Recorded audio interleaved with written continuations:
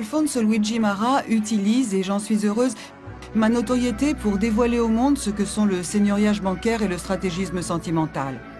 Cette notoriété, je l'ai parce que, sauf exception, les médias, mais aussi la distribution éditoriale sont asservis au pouvoir bancaire et travaillent non pas pour informer, mais pour former la pensée de masse. C'est pourquoi ils m'ont utilisé, comme ils utilisent toute chose, afin de détourner les gens de la nécessité d'un vrai changement.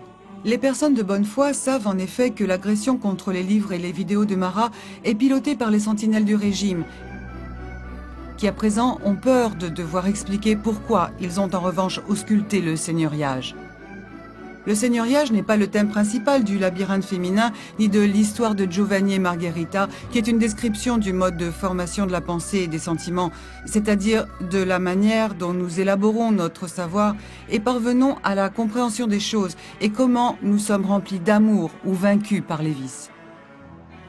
Dans ces livres, il est écrit sous forme narrative lorsque cela était possible et dans le cas du labyrinthe féminin sous forme d'un épistolaire d'amour en SMS, ce que sont l'intelligence, la ruse, le stratégisme et la psychose chronique, cette dernière étant également le fruit du stratégisme. Et encore, comment et pourquoi le pouvoir économique interfère dans la sphère sexuelle et bien d'autres choses encore, notamment dans le domaine du droit, de l'histoire, de la formation des cultures ou de la physique. Ceci étant dit, le seigneuriage bancaire primaire consiste dans le fait que, nullement dérangées par la magistrature, les banques centrales, dont la Banque d'Italie, la Banque centrale européenne et la Federal Reserve, sont incroyablement privées. Depuis que ce fait a été découvert il y a quelques années, on tente sans cesse d'en minimiser l'importance.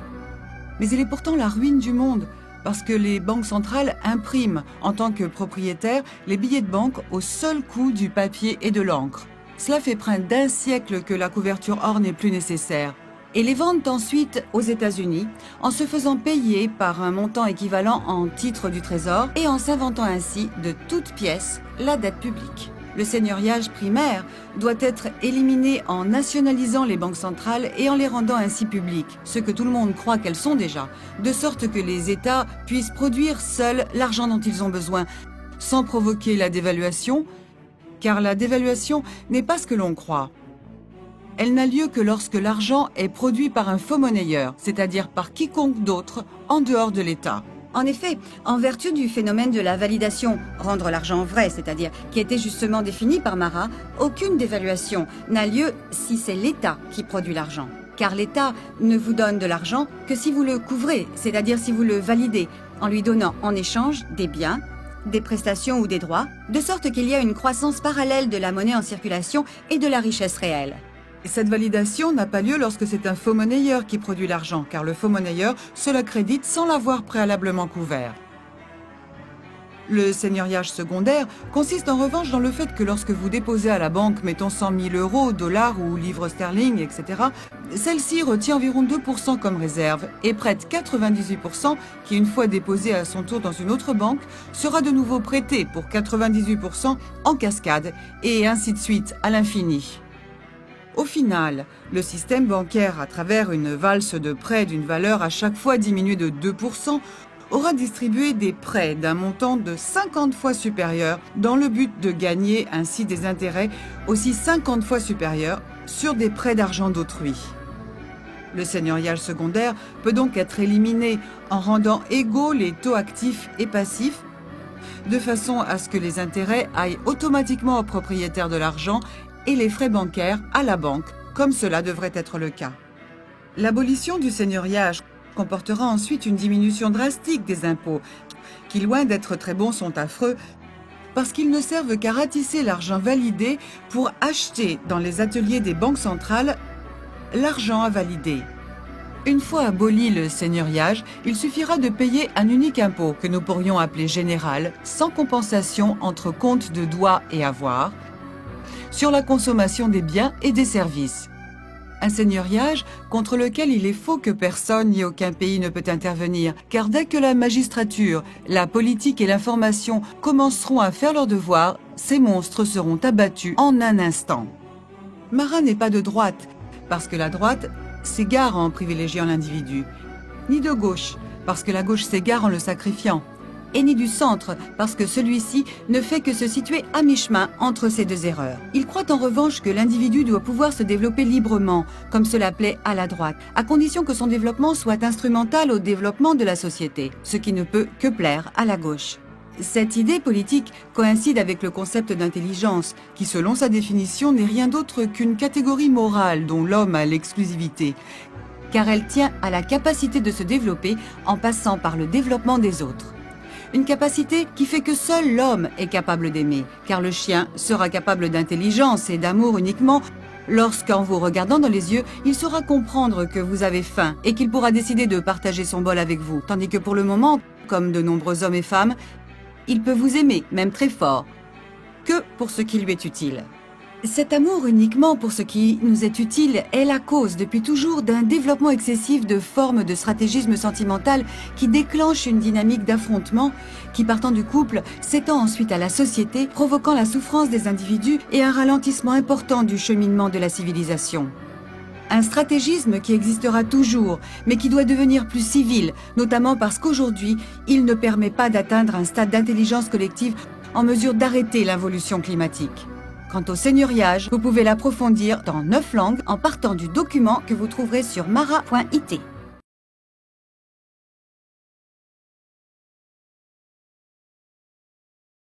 Pourquoi rubis pour expliquer le seigneuriage?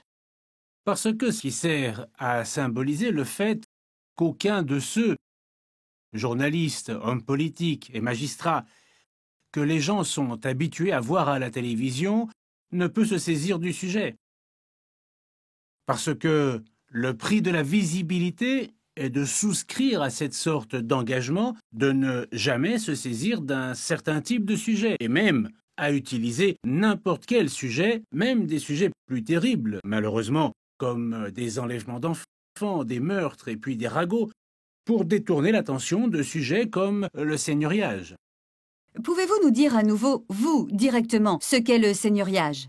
Le seigneuriage est le crime de tous les crimes. Un crime d'une gravité si épouvantable que la mafia, la camorra, la 'ndrangheta sont utilisés, les crimes de ces organisations, comme diversion par rapport aux crimes du seigneuriage bancaire. C'est beaucoup plus difficile à croire qu'à comprendre, parce que c'est une chose très simple. Donc, qu'est-ce qu'il se passe? Il se passe simplement que les banques centrales, Banque d'Italie, Federal Reserve, la Banque centrale européenne, ne sont pas publiques, qu'elles n'appartiennent pas à l'État, comme tout le monde le pense, mais qu'elles sont privées. En Italie, Banca Intesa San Paolo possédait jusqu'à il y a peu environ 42% de la Banque d'Italie. Maintenant, je ne connais pas les pourcentages exacts. Et que font-elles? Elles impriment l'argent au seul coût du papier et de l'encre. Il n'y a pas besoin de couverture en or, rien. Et ensuite, elles vendent, c'est incroyable, cet argent à l'État qui le leur paye avec des lettres de change spéciales qui sont les titres du Trésor. Et c'est comme ça, de ce petit jeu incroyable, que naît cette chose que tout le monde a à la bouche et qui s'appelle la dette publique. C'est ça, la dette publique. Pour éliminer la dette publique, il suffit de nationaliser les banques. Tout le monde pense qu'elles sont publiques. Il suffit de les nationaliser. Parce que si c'était, au contraire, l'État qui imprimait l'argent en tant que propriétaire, que se passerait-il? Cet argent, il ne le donnerait jamais à personne sans rien obtenir en échange. L'État ne vous fait pas. L'État vous donne de l'argent parce que vous lui donnez des biens, des services, des droits. Et donc, que se passe-t-il? On a une augmentation parallèle de l'argent en circulation et de la richesse réelle qui est utilisée à chaque fois pour payer cet argent, pour le couvrir. Et donc, il n'y aurait jamais de dévaluation. Quand est-ce qu'il y a dévaluation? Quand c'est un faussaire qui imprime l'argent. Et qui est le faussaire? Tous ceux qui ne sont pas l'État, tous ceux qui ne sont pas la collectivité. Quand c'est un faussaire qui imprime l'argent, alors qu'est-ce qu'on a? On n'a pas ce processus que justement j'ai défini validation. Le faussaire, il ne le valide pas en le couvrant par un équivalent parce qu'il se le met dans la poche. Il se l'attribue directement à lui-même. Alors qu'est-ce qu'il y a comme effet? Il a comme effet d'augmenter l'argent en circulation, mais il n'augmente pas la richesse réelle en parallèle. Et c'est comme ça qu'on finit par avoir la dévaluation. C'est ça le seigneuriage. Voilà pourquoi c'est la racine du mal. Parce que fondamentalement, ces organisations, à part qu'elles font une chose incroyable et absurde, déclenchent ensuite, pour la couvrir et la gérer, une série de contradictions qui sont le même mal-être que vit toute la société planétaire. Et le club Bilderberg, que c'est? Le club Bilderberg, c'est une organisation sordide née en 1952 de deux personnages sordides, un ancien officier des SS et un intrigant. Elle s'est ensuite énormément développée grâce au soutien et à l'aide des Rockefeller, des Rothschild et du pouvoir bancaire qui, à travers cette organisation, nomment et contrôlent les hommes qui contrôlent ensuite le monde. Cette année, vous participez à la réunion du Bilderberg en Grèce ou ailleurs, et comme par hasard, quelques mois après, vous deviendrez commissaire européen ou président de l'un des États occidentaux, des États-Unis d'Amérique, ou directeur d'un grand journal. Voilà ce qu'est le club Bilderberg. Pourquoi dites-vous que les impôts sont une conséquence du seigneuriage? Oui, les impôts sont causés par le seigneuriage et ils sont illicites. Donc, le travail de la magistrature pénale qui poursuit les fraudeurs ou de telle ou telle autre police financière correspond à une activité illicite. Pourquoi? Parce que les impôts servent uniquement à ratisser de l'argent validé pour acheter aux banques centrales l'argent à valider. C'est-à-dire que si c'était l'État qui produisait l'argent, il le produirait et basta. Il n'aurait pas du tout besoin des impôts pour acheter l'argent. Il faudrait un seul impôt que j'ai appelé général, c'est-à-dire un impôt sur la consommation. Ce qui fait que vous achetez quelque chose et vous payez un certain pourcentage, pas comme la TVA avec le compte doit et avoir. Vous le payez, c'est tout, à fond perdu. Parce qu'il faut quand même un mécanisme de rémunération de type fiscal par rapport aux activités. Pour le reste, le système fiscal est fils du seigneuriage. Donc, à partir du moment où le seigneuriage disparaîtra du monde, automatiquement les impôts disparaîtront. Voilà pourquoi je disais que c'est le crime de tous les crimes. Et à quoi servent également les impôts? Ils servent aussi à criminaliser les citoyens. Donc, là, ce sera un fraudeur, l'autre un blanchisseur. Ce sont des instruments de domination de la société que le pouvoir bancaire met en œuvre à travers ses expédients. C'est incroyable, hein? Et pourtant. Mais attention, ces choses-là, je les écris dans les procès, ce n'est pas dans les talk-shows que j'en parle. Nous avons attendu la comparution de tous les professeurs d'université d'Italie en défense des banques en matière de seigneuriage. Ils n'ont pas été capables d'ajouter un mot à ce que je suis en train de vous dire. Et les procès sur ce thème, nous en faisons depuis plusieurs années. Jusqu'à présent, la magistrature se dérobe. Elle se détourne, se retourne, affirme ne pas avoir juridiction. Bref, ils ne savent plus quoi dire pour éluder le sujet. Mais c'est exactement comme ça. Les impôts sont illicites. La nationalisation des banques centrales est le point de départ de tout processus d'évolution de la société. Mais qui êtes-vous pour avoir le courage d'affirmer des choses pareilles? N'est-ce pas de la folie? Alors, il y a 3 questions. Si c'est de la folie, le courage et qui je suis. Ce n'est pas de la folie, dire des choses pareilles.